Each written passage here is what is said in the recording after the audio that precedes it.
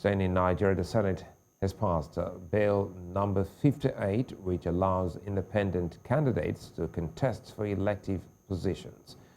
But the upper legislative chamber threw out a bill seeking to allow Nigerians in diaspora to vote during elections. However, a bill that seeks to provide for the election of mayor for the Federal Capital Territory was rejected by lawmakers. Joining me from Abuja, Nigeria's capital, to discuss the latest development from the Nigerian Senate is Kunle Lawal. He's the Executive Director of Electoral College Nigeria. Good to see you, Kunle, and thanks for your time. Now, the establishment of independent candidacy and diaspora voting has been on the front burner for a while now. Why has it remained so for a long time?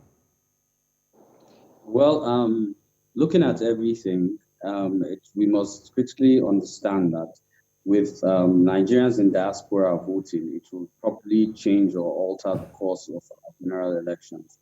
We have more than 80 million Nigerians abroad, and I would like to say that at this point, that Nigerians voting, of course, abroad would, of course, ensure that the total votes probably in Nigeria could be altered. So let's put it like this. Senate is actually halting a new set of voters, who of course pay more taxes, or who we reap enough revenue from paying taxes. So Nigerians in diaspora, of course, voting abroad. I'm surprised the Senate threw it out. But if you look at it clearly, these are very advanced people. And if we bring them into the political discourse, I don't think the status quo in politics will remain. So I think the fact it was thrown out by the Senate remains a defense mechanism for the Senate to protect the status quo as is. Well, Nigerians abroad are already kicking because they have been impactful to the growth and development of the country, with annual remittances between 13 to 14 billion dollars. So why is this provision for diaspora voting thrown out, if you have a sense of the reasons? Like I stated earlier, it will mean that we are influxing a new kind of set of voters who are, of course, used to the average voting abroad. And as they are used to the average voting abroad, which of course cannot be influenced by money, partisanship, and they will probably believe in the candidates. Like I stated earlier, it will alter the status quo in politics. So I feel in a protection of the status quo, the political strata of its own culture of politics, this was rejected by the Senate. And there are other contentious matters which are exciting to Nigerians, looking at the office of the Attorney General and Minister of Justice, which has been separated by now. Yes, of course. I've always believed that the office of the Attorney General and the Minister of Justice should be separated.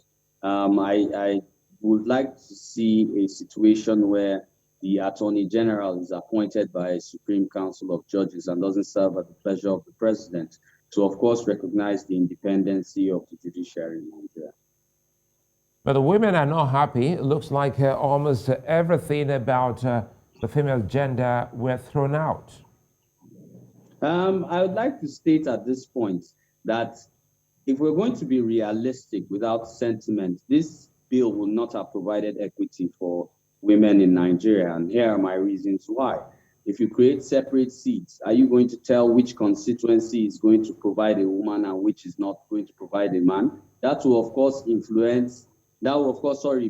in a conflict with the Electoral Act, which already states that parties are at liberty to choose how their candidates emerge. So I think that women being strained to those seats will state that women will be kicked out of the normal provisional seats which already exist. But let's also remember that this bill, if it was passed, would contradict a lot of parts in the Constitution, which of course will not make sense. It would have to alter quite a lot, create a new whole set of constituencies, and how we tell which constituency provides a man and which constituency provides a woman.